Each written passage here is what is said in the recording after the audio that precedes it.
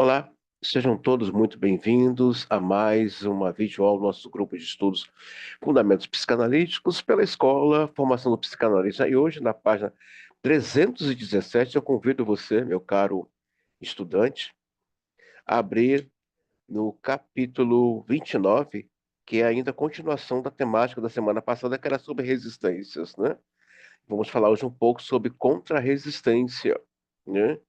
De vez em quando eu escuto algumas besteiras assim de colegas da saúde mental, como quebrar a resistência do seu paciente. Eu fico pensando, o que é isso, né? Se a resistência está falando ali de uma questão pessoal para esse sujeito em análise, né?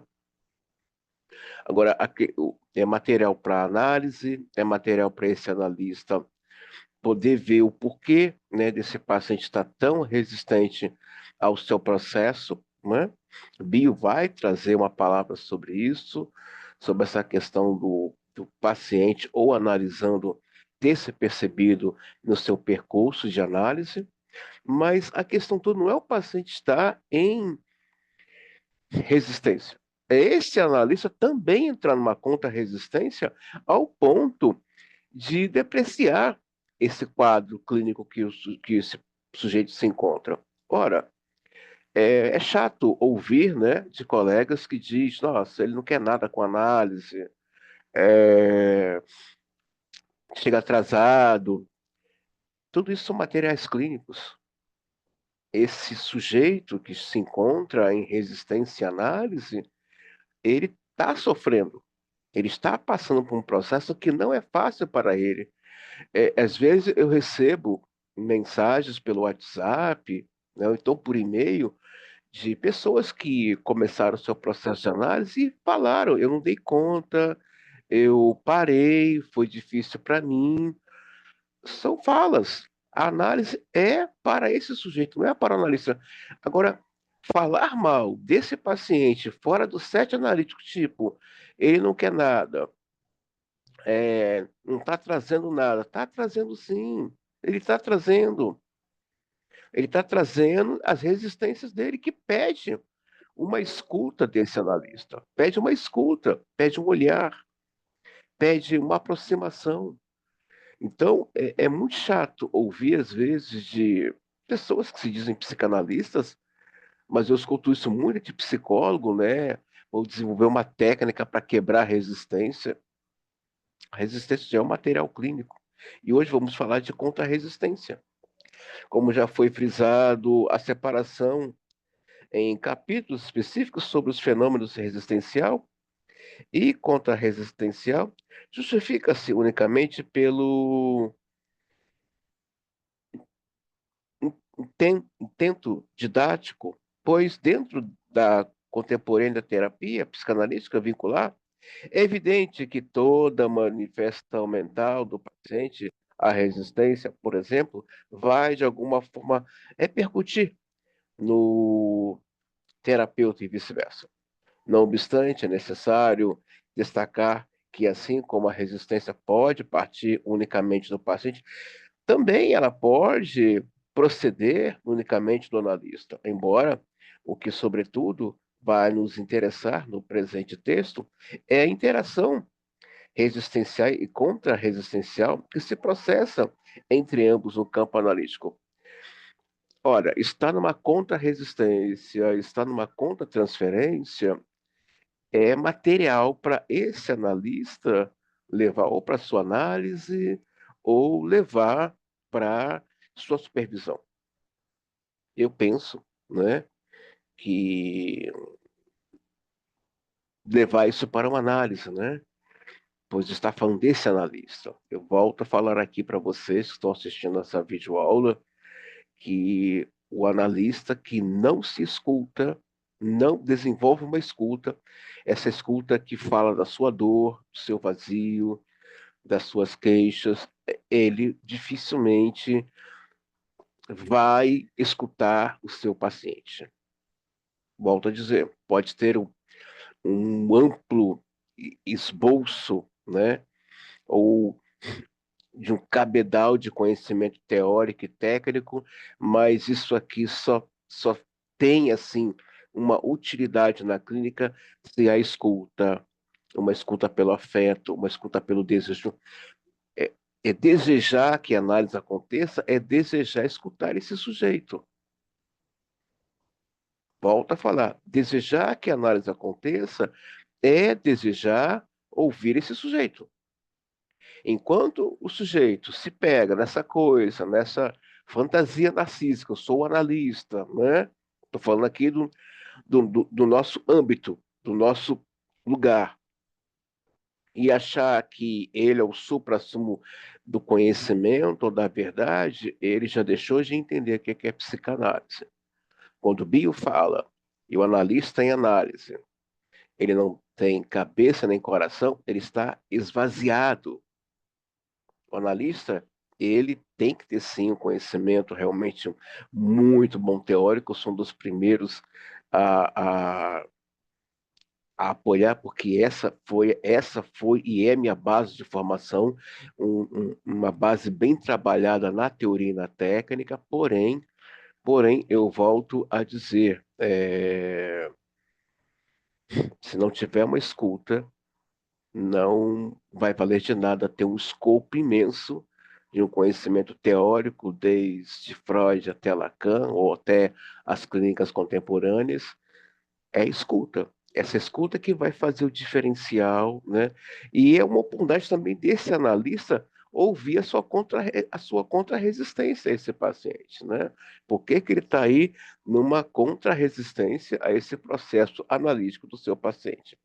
A conceituação, a contra-resistência chegou a ocupar um significativo espaço na literatura psicanalítica, como pode ser constatado nas vezes em que Hacker, 1960, emprega este termo e nas conceituações que ele faz acerca deste fenômeno em seu consagrado livro sobre técnica psicanalítica.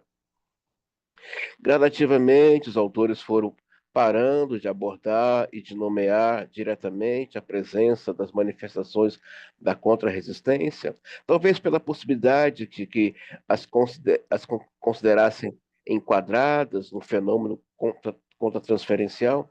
Não há dúvida quanto ao fato de que os fenômenos de resistência e transferência, e por conseguinte, aos de contra-resistência e contra-transferência estão intimamente conectados.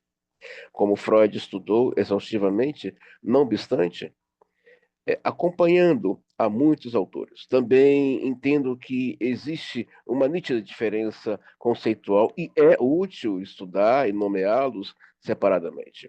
A partir dos trabalhos do casal Baranger, 1961, sobre o campo analítico, e os de Bion, 1959, relativos à psicanálise vincular. Embora sem que eles tenham usado especificamente esta denominação de contra-resistência, tem havido um renovado interesse dos psicanalistas relativo aos aspectos contra-resistenciais. Inicialmente, impõe-se fazer a distinção de quando a resistência inconsciente ou consciente por parte do analista é originária dele próprio, ou quando ela é decorrente de um estado de contra-identificação com o seu analisando. No primeiro caso, estamos falando de resistência do analista. No segundo, trata-se da contra-resistência, ou seja, alguma coisa desse paciente esbarrou nesse analista que ele não está dando conta. Pode acontecer, André, do analista ter inveja do paciente? Pode. O próprio Naso, na obra dele, quem puder ler a obra Como Trabalha um Psicanalista, Naso vai pontuar isso com muita maestria.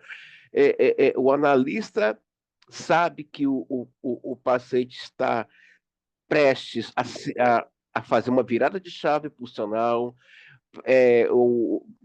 sabe que esse paciente, ou analisando, está é, para se autorizar a sair da clínica e fica, né, fazendo uma chantagem psicanalítica, né, de suposto saber de que ainda não é tempo. Gente, uma coisa é atuar na clínica de forma mecânica, né? Tipo, bati o ponto, tal horário, atendi, como vejo muitos, né? Coloca lá nos seus stories, final de análise. Olha assim, falei, nossa, o que que é isso aqui, né? Não sei se existe final de análise, eu não sei, não sei mesmo. Tem coisas que eu não sei é, responder. E você fica assim, peraí, o que está acontecendo aqui, né? Eu já vi analista com ciúme do sucesso do seu paciente que estava ali, né? Se encontrando, se autorizando. E é chato quando o paciente ou o analisando percebe que seu analista está com inveja do seu progresso clínico. É muito chato quando percebemos isso. Isso é uma coisa assim chata. Eu volto a dizer para vocês, eu não vejo nenhum problema em o analista ter uma contra-resistência, uma contra-transferência. É aquilo que o André Green, né, foi no ano de 2020, 20, 20 ou 21, é, conversando com uma colega, né, que é psicanalista, ela me falou, né, me trouxe alguns artigos do André Green. Ela falou, André, muito pelo contrário, é de grande riqueza que esse analista pegue isso, primeiramente, ele reconheça que ele está nesse lugar de contra-resistência, contra-transferência contra o seu paciente analisando, e leve isso para a sua análise, mas a princípio que ele reconheça, né? É muito chato, já falei para vocês, né? Já chegou às vezes aos meus ouvidos, aluno que traz, às vezes um paciente, um analisando que traz às vezes um relato clínico de pessoas, né? E eu não conheço essas pessoas que dispensou seu paciente, dispensou seu analisando, e você fala, peraí, mas como é que fica a questão da transferência? É uma coisa que o Freud deu muita importância, né? Foi através da transferência que Freud ali entendeu o que estava acontecendo com a questão da Ana O, né? Quando ela ataca Freud, mas a questão do ataque dela com Freud não era com Freud, era por causa do Brauer. Ela tinha um amor de transferência com a pessoa dele, né? Ele entrou numa, ele entrou numa contra-transferência também, mas ele não suportou, ele não deu conta, e aí sobrou para o Freud. Então, ali Freud aprendeu uma lição. Isso é muito legal a gente ver isso para quem estuda a vida e a obra do Freud, é muito gostoso. Deixa aqui uma dica para vocês. Eu pretendo elaborar uma aula só com a vida do Freud, né? Aliás, eu procurei adquirir alguns materiais, né, da vida do Freud, né? Não é muita coisa, mas o que tem, né, o que eu pude assim conquistar e adquirir, acredito que dê, né, para fazer aí um bom material de pesquisa e oferecer para os alunos da escola, né? Materiais de livros, né, artigos falando sobre a vida, né? Eu tenho um livro em casa sobre Freud e Marx, eles dialogando, né, sobre a sociedade, né? Detalhe, Karl Marx era judeu, para quem não sabe, né? Freud, todo mundo que está assistindo essa aula sabe que Freud era judeu. Mas o próprio Freud deu muita importância à transferência. E Lacan vai trabalhar com essa questão da transferência também com muita propriedade, com muita riqueza. Então é muito chato, né? Porque você vê um colega que aí você se pergunta, né? É, peraí, como é que foi essa formação, né? É chato. Estava conversando com uma colega que também é psicanalista. Ela trabalha com uma clínica dela multidisciplinar. A clínica dela trabalha vários teóricos da psicanálise. Ela estava relatando isso sobre esse analista que é, comete essas coisas, né? E aí a gente fica se perguntando, como Lacan, como foi essa formação, né? Para pegar e dispensar esse sujeito, né, da análise. é uma coisa muito chata, né? E eu acho que, sei, gente. Eu estou falando aqui a partir de uma leitura de pesquisas de 21 anos. Eu não sei nada de Freud, não sei nada da obra dele. O que sei são leituras, textos, anotações, né? Agora estudando Freud com os meus alunos da nossa escola, que as aulas são às quintas-feiras, eu estou agora anotando tudo, né? Procurei também adquirir outros materiais de pesquisa sobre a vida do Freud e as obras do Freud, né? Mas, assim, é um pouco meio chato. Como é que é isso? Você abre mão de um paciente, né? E como é que fica essa transferência, né?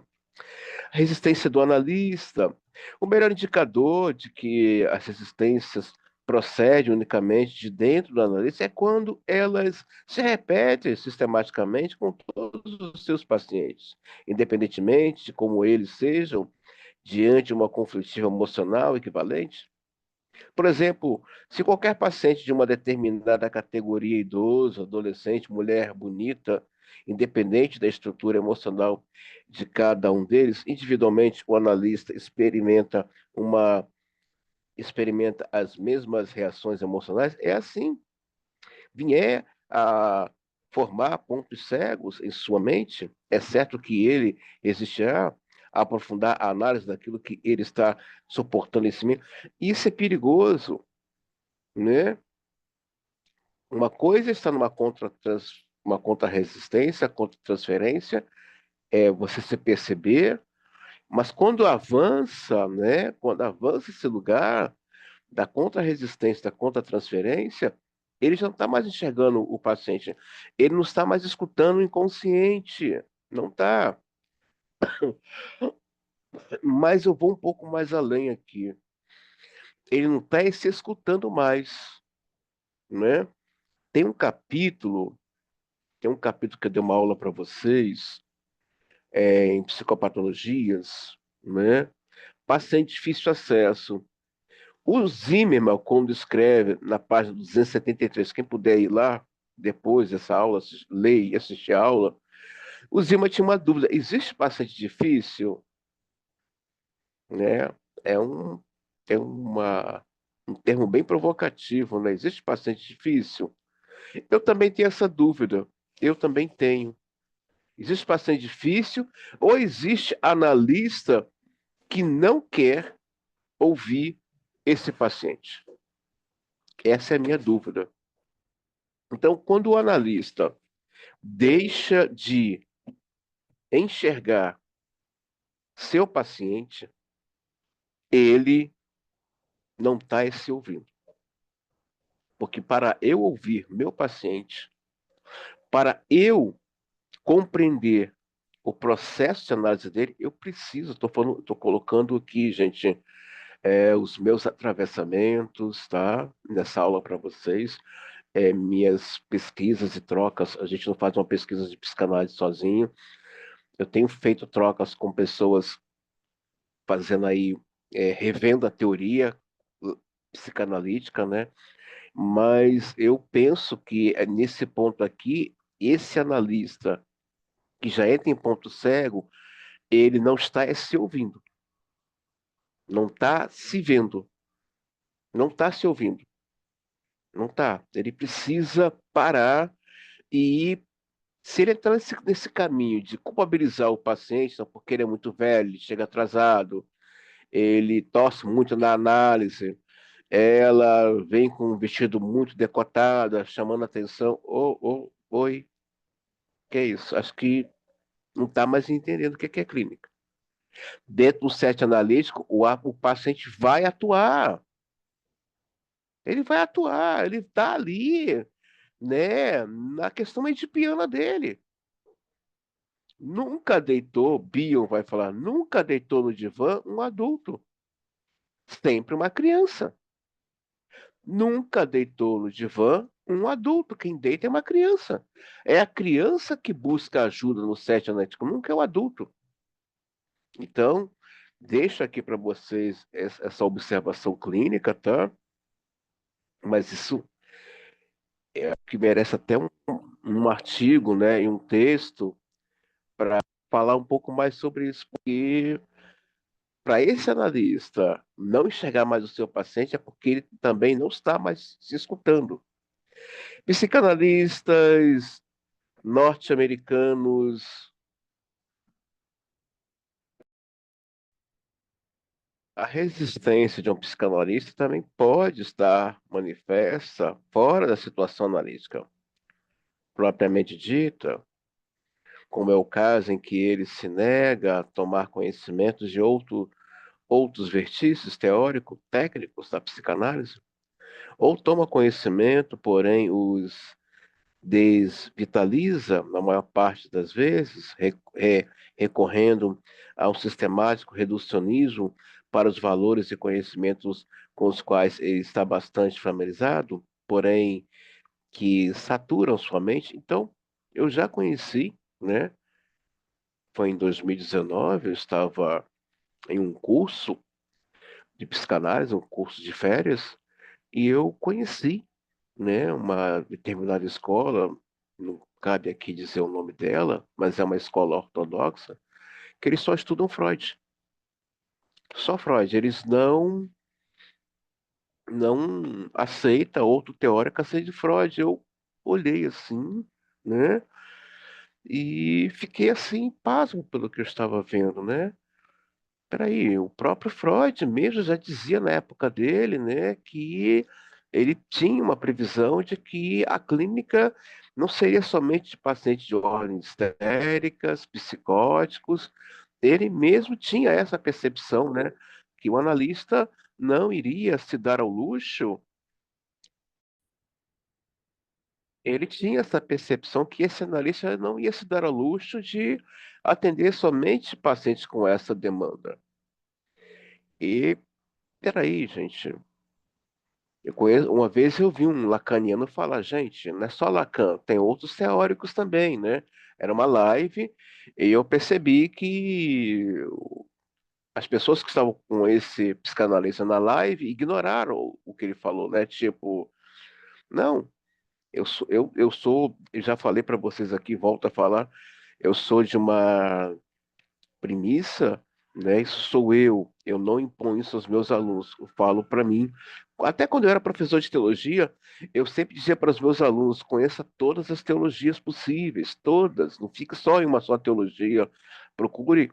Porque o universo da teologia é muito vasto, né?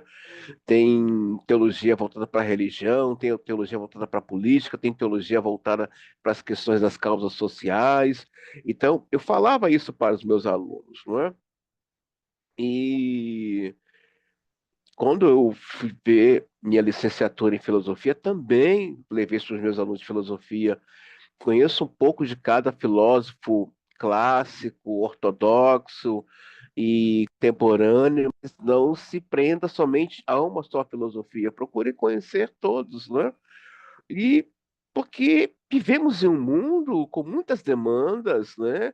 E quanto mais você tiver um escopo, eu penso eu, né, de um certo conhecimento rico e teórico, grande, fica fácil no trabalho dessa escuta, dessa interpretação, ajuda um pouco mais. A contrarresistência, a distinção que estamos propondo entre o que se trata de uma resistência pronta do analista e quando é uma contra-resistência em razão da influência do analisando, pode ser exemplificada com a maneira como o terapeuta utiliza aquilo que Bio chama de uma mente saturada por memória, desejo e ânsia de compreensão. Assim pode acontecer que o analista durante a sessão fique confuso com uma hipertrofia ou atrofia de seus desejos, com sua memória atrapalhada e, por conseguinte, com um prejuízo de sua indispensável capacidade perceptiva em razão dos ataques aos vínculos perceptivos, Bio, 1967, deferidos pelo inconsciente do paciente, de tal sorte que ele pode ficar enredado no jogo resistencial desse último. Ou seja, O Freud acreditava, né? Eu também acredito nisso cegamente. Também tem um capítulo, nós vamos estudar lá nas obras dele sobre comunicação telepática. Freud vai dizer que a comunicação de inconsciente para inconsciente ela é perfeita, perfeita, né?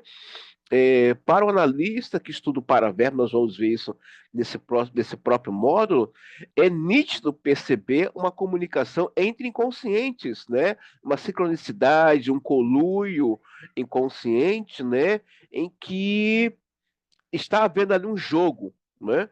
Então, o analista, quando ele, né, está mal resolvido com as suas questões internas de ordem de piano, narcisismo primário, ele sofre esses ataques pela via da transferência com o seu analisando e ele se confunde na análise, né? Ele se confunde porque ele não está se ouvindo, ele o seu escopo de conhecimento teórico, não digo que é pobre, mas precisaria, né, ter uma abrangência de percepção mais aprofundada, mais trabalhada, mais minuciosa acerca dos movimentos extrapsíquicos do seu paciente. Então, isso é importantíssimo nós percebermos isso em análise, né? Há uma comunicação ali. Nesse exato momento, você que está assistindo essa aula, há uma comunicação do meu inconsciente para o seu inconsciente que está além dessas palavras. E esse além dessas palavras é que o analista se prende. Tem algo aqui, tem algo aqui, e esse algo aqui está falando, mas somente ele ouve, somente ele percebe, somente ele sente. Quando ele está numa conta de transferência, ele não vê essas coisas, ele não percebe, ele perde essa percepção, mas na verdade é com ele próprio que ele já perdeu a percepção de si e do seu é, percurso analítico. Na prática analítica, vamos tentar rastrear o surgimento de resistências do analista ou de contra-resistência que acontece no campo analítico de uma forma muito sumária, desde os primeiros passos, ou seja, desde a entrevista inicial de avaliação até as fases de término de uma análise, né? Entrevista inicial, página 318. Não é nada rara a possibilidade de que o surgimento da resistência no campo analítico, como já foi frisado antes, deva-se unicamente às resistências do próprio analista, assim já na situação de seleção de pacientes para enfrentar uma longa análise. É possível que, sob distintas racionalizações, para não aceitar determinado paciente, o psicanalista possa estar se invadindo de seu medo de enfrentar uma situação regressiva. Há psicanalistas que às vezes não entrevista, não está nem prestando atenção de como esse paciente chegou na indumentária, que é o paraverbo, né? Na estrutura psíquica do seu id, ego, superego, consciente, pré-consciente, ele já está numa contra-transferência ali com esse paciente. Ou seja, ele não está, ele está no modo mecânico operante da clínica. Ele não está enxergando esse paciente. Ele não está escutando, mas na verdade não está escutando ele próprio. 7.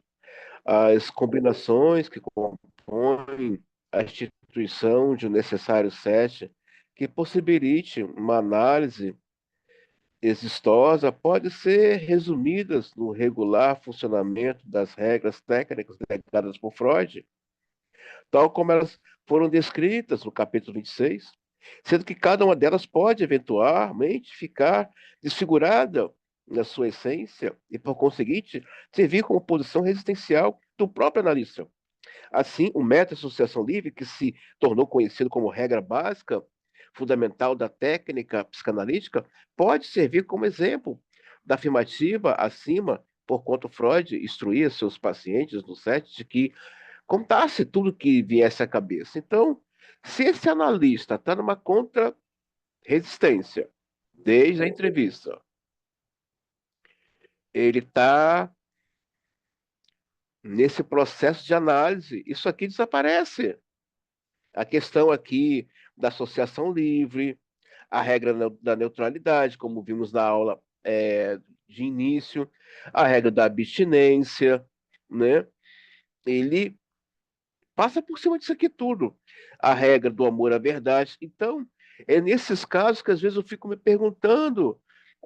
é, é, é, é, Hoje eu bato muito nessa tecla. Eu volto a falar para vocês, eu sou muito, muito, muito a favor, sim, de que tenha aí um escopo, de preferência uma base é, freudiana bem trabalhada a partir da vida e obra desse teórico, que é o pai da psicanálise, mas também de outros teóricos. Mas, acima de tudo, que esse aspirante, né, esteja comprometido em se escutar, como diz o Násio, né? O analista, e quando esse analista e contra-resistência com seu analisando, o paciente, ele acha que está no direito de dizer o que tem que dizer para o paciente. Não, não estamos no direito de nada, de nada. Primeiro que a análise é do sujeito, ele traz ali o que lhe angustia, que ele faz sofrer. Agora, desde o momento em que o analista acha que que é melhor. Eu já escutei isso uma vez, eu fiquei. E hoje eu consigo ver que a pessoa não estava se escutando. Dizer que sabe, o que era melhor para paciente. Quando eu ouvi aquilo, eu falei: nossa, tá bem grave isso aqui, né? Porque o que dá um norte na clínica é a escuta. Volto a falar para vocês, é a escuta analítica.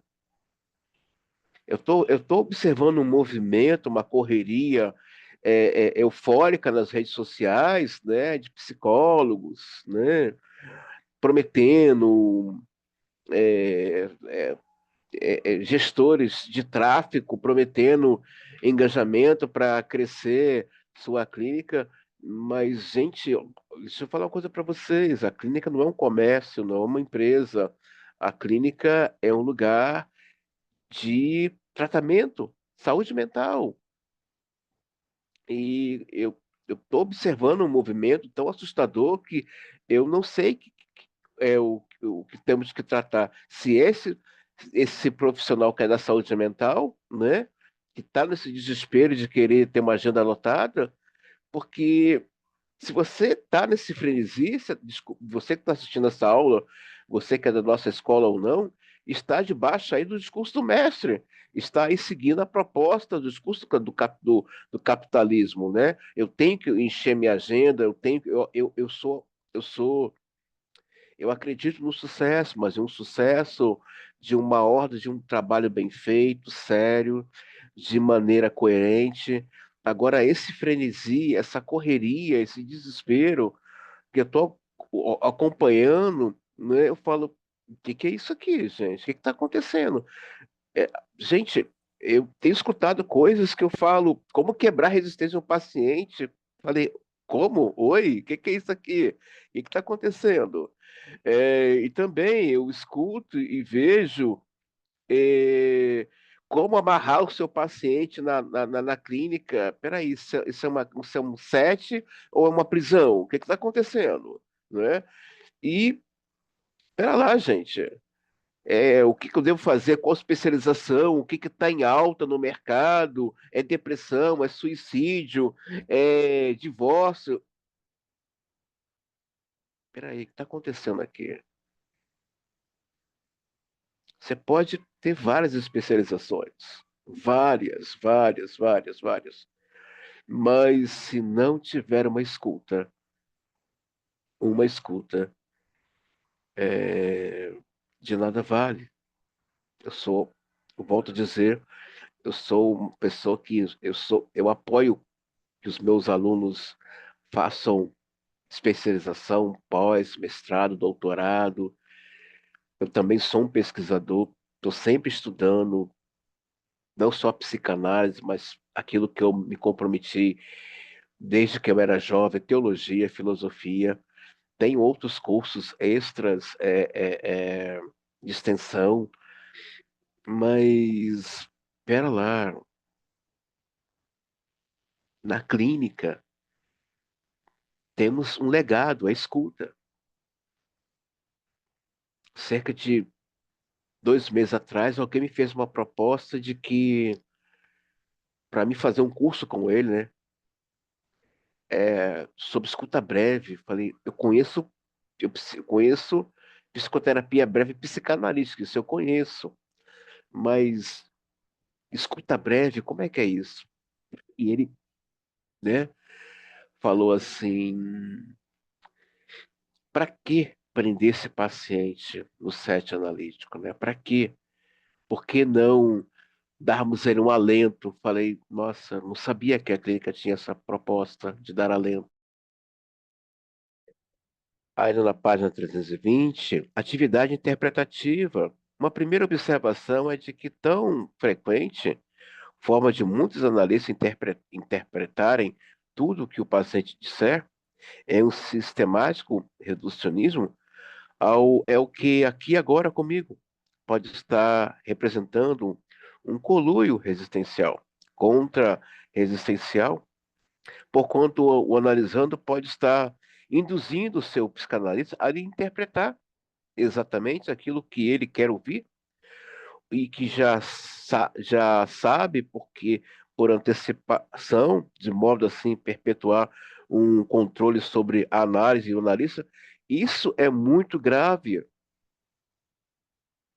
quando o analisando o paciente fala, meu analista fala o que eu quero ouvir. Isso é muito sério, gente, que a gente está vendo aqui. E tem uma série de questões aqui nessa interpretação.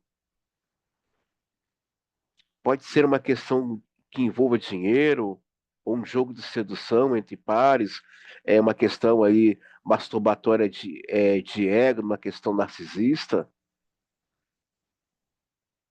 Primeiro que o analista não fala o que o paciente quer ouvir, né? O analista pontua em cima de um discurso desse paciente. Agora, desde o momento que o set analítico está sob controle desse analisando o paciente, é aquilo que o Zimmermann e o Nazi vai falar, está prostituindo o set analítico. Esse set analítico está sendo prostituído. Isso é muito grave.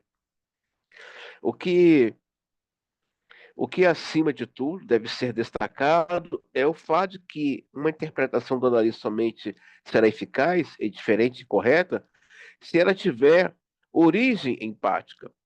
Caso contrário, sua transmissão se fará pela via do intelecto, portanto, fria e estéril, denotando um movimento resistencial. É aquela coisa, né? Eu sou o detentor do conhecimento, né? Fica aqui comigo na análise. Peraí, não. A análise é dele. Se ele quiser ir embora, é a mesma coisa. Você que está aqui estudando comigo, você pode chegar, André, eu quero sair da escola. Eu não vou questionar.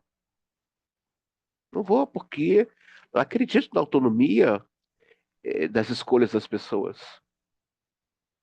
É o desejo. O desejo dela de querer estar na análise, não querer mais. O desejo de querer estar aqui estudando depois, não querer mais. É respeitar. Claro, que o analista sente, né? Tá ali fazendo o seu trabalho, né? Um trabalho artesanal com o seu paciente, se analisando, tá com aquela escuta. Mas desde o momento que você fica, como diz o Násio, refém desse paciente, ou analisando por questões financeiras, ou para dar um status quo que a minha clínica tem paciente, oi, o negócio aqui tá delicado, hein? Seria melhor não ter nenhum paciente, baixar as cortinas, rever essa formação, rever esse conhecimento teórico. Isso não é vergonhoso, muito pelo contrário, isso é nobre, muito nobre. Está ali revendo suas questões. Né? O que está acontecendo? Que a análise é para o paciente. Né? A proposta é que esse sujeito, seja paciente analisando, venha tornar a ser o que ele quiser, o que ele desejar, a partir do desejo dele, desse deslocamento do desejo do outro. Mas, longe da minha pessoa fazer críticas a colegas que estão agindo assim, né? Querendo lotar seu set, querendo ser um analista de sucesso. Essa é uma palavra que, né, outro dia alguém me falou assim, nossa, conhecimento é poder. Sim, na filosofia, na psicanálise não. Na psicanálise, conhecimento não é poder. Até porque, para o analista atender, para o analista desejar que a análise aconteça, ele tem que abrir mão de todo o poder. E que seria esse poder dele? O seu conhecimento teórico, o seu conhecimento técnico. Isso de nada vale se não houver uma escuta. Nada. Não tem importância. Não tem uma valia aquilo ali. Sinceramente, estou assim, preocupado pelo andar da carruagem, como está alguns movimentos de alguns colegas, somente do nosso âmbito psicanalítico. Confesso a vocês que eu estou assim, a gente, vamos ter que ver alguma coisa aqui, porque o negócio está muito sério, bem delicado. Um outro ponto importante, né, desse analista que fica preso à questão intelectual no ponto interpretativo é que ele passa uma mensagem, né, não não inconsciente, mas proposital, né, para esse paciente analisando que ele é um entendedor da psicanálise, né? Ele sabe das coisas.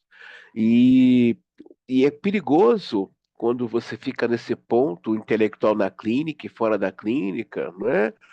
Porque você não enxerga, porque do momento que você fica numa interpretação pautada numa questão intelectual, enquadrou esse paciente dentro de uma abordagem teórica, né? Não, esse meu paciente é histérico, isso aqui meu paciente é psicótico, isso aqui é meu paciente é depressivo, isso aqui é meu paciente é neurótico obsessivo, isso aqui é meu paciente neurótico infantil. Ele fechou as questões, ele se gaba, né?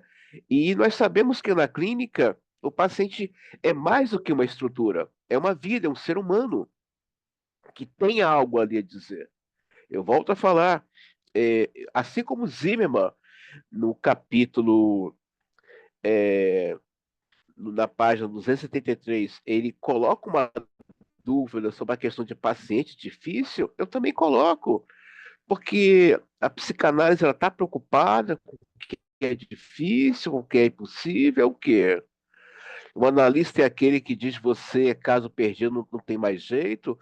Olha, se começa a pensar assim, se começa a agir assim, é, já pensou as questões, o próprio Lacan, né, vai dizer que ele aprendia tanto com seus pacientes, que ele vai dizer, o paciente não surpreende, o próprio Carl Gustav Jung também falava sobre isso, que o paciente, ele traz surpresas na análise. Eu acho tão perigoso, né? Também me incluo nisso, porque quando eu era mais jovem, na casa dos 20 e poucos anos, eu, na minha vaidade narcísica, né, eu primava por pessoas intelectuais à minha volta deusava, idolatrava alguns professores. Não que eu sou contra isso, mas acho que você pode sim amar, é, ter um professor como referência, mas não ao ponto de você se anular, não ao ponto de você não se enxergar também. E aí uma vez um colega falou, cara, você também tem algum conhecimento, não é só nossos professores. E aquilo me causou uma certa irritabilidade, porque ele tocou, né, nas minhas questões narcísicas. E há pouco tempo mesmo, até 2019, eu também tinha essas questões ainda, até que num bate-papo psicanalítico com uma uma amiga, ela me traz uma questão interessante, né? Essa questão da escuta, além de uma questão teórica e técnica, e também psicopatológica, né? Aquele saber que o Lacan primava, que estava além da letra, né? Então, aprendemos, aquilo me chamou a atenção, que foi de um aprendizado, foi de uma riqueza muito grande. Eu não tenho nenhum problema de trazer isso aqui para vocês, não. Eu tenho procurado, ao longo dos anos, quebrar essa fantasia narcísica em volta da figura do analista. O analista, ele, eu já falei para vocês, ele paga a conta, ele ama, ele odeia, ele se revolta, ele fica ressentido, ele se perde, ele se acha. É uma vida também, ele também deitando um set analítico. Então, quando eu vejo essas questões, eu não vou para o julgamento. Eu faço a primeira pergunta que é Lacan. É, como foi essa formação e como está sendo essa formação? Essa coisa de dizer, não, foi meu paciente analisando, não. Esse analista não está se escutando mais. Não está conseguindo fazer uma leitura dos seus movimentos. E, diga-se de passagem, isso afeta a clínica. Afeta. Afeta a clínica. Com luz inconsciente, isso aqui é bem delicado. Não é demais repetir cada vez mais, tem sido enfatizado que o tratamento psicanalítico não é análise isolada de um indivíduo, mas sim de um vínculo humano com múltiplas vertices. Pode ocorrer um desvirtuamento analítico desde o vínculo, que às vezes se cronifica e fica muito difícil de ser desfeita nos mesmos moldes que sabemos o quanto é difícil desfazer certas parelhas relacionais, quando elas constituem um sistema que alimenta a si mesmo, caso em que cada membro, mantendo as suas dissociações, é inseparável do outro, com qual forma da unidade. Na clínica cotidiana, vemos isso em uma infinidade de parelhas que estruturam de forma completares, tipo sadomasoquistas, forte, fraco, rico, pobre, feio, bonito, avaro, ávido, sadio, doente, sedutor, seduzido, adulto, criança, etc. Um paciente com tais características tentará reproduzir com o seu analista alguma dessas modalidades interrelacionais, e é isso que se constitui no risco do estabelecimento do processo analítico, de um irreparável conluio de recíprocas resistenciais.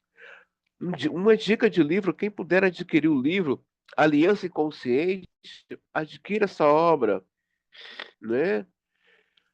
O analista, ele não tem cor, ele não tem sexo, ele é opaco.